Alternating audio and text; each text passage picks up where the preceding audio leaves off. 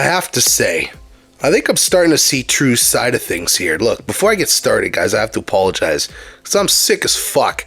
So I might not be coming through too clearly, but I gotta power through this one anyways.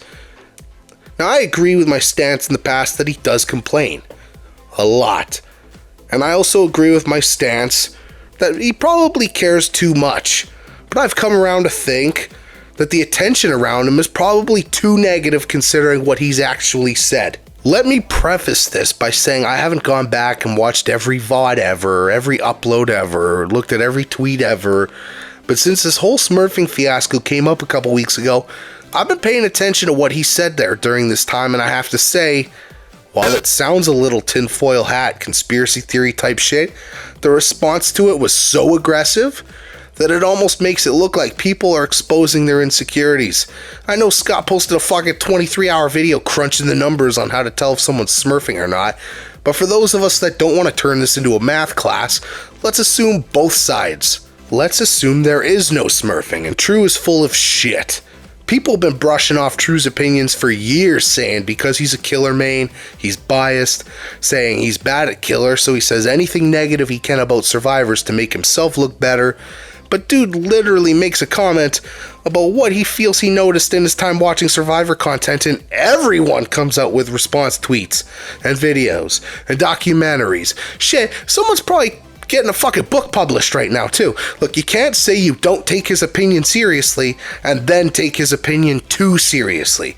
Pick a side and stick to it. Now let's assume he's right. The anger he's getting is because it's like when prank channels first got called out for faking their shit and they all lost their minds, swearing up and down that people were only out there to slander them because they didn't have the balls to do it themselves and how they need to find something better to do with their life. And fuck, they ended up being right. So he's either wrong, and who cares, it's just one man's opinion, or he's right and he just called out something huge. But even if he's wrong, the sentiment there then is that his audience calling people out is Tru's fault. Because if he has a wrong opinion, his audience will echo it. But like, fuck man, I said this before too, like isn't this game supposed to be for adults?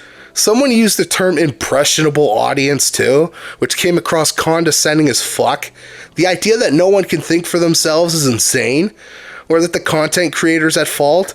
But you've got these guys out here starting every video with, hey guys, just so you know, I'm about to spend 20 minutes absolutely shitting on this streamer who I think is toxic.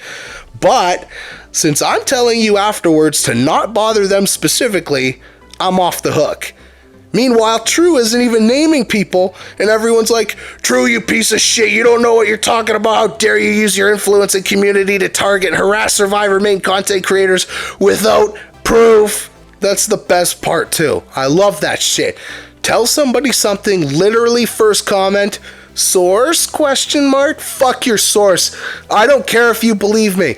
If I'm saying I feel like DBD has a lot of hackers lately and someone asks for a source, there's no convincing those people. This idea that I document and cite sources on every observation I make is ridiculous. Same thing can be said for Tru. He never actually called someone out. He said it appeared to him from what he saw that the killers they went up against seemed a little too dumb for their skill level, which is a sentiment I agree with.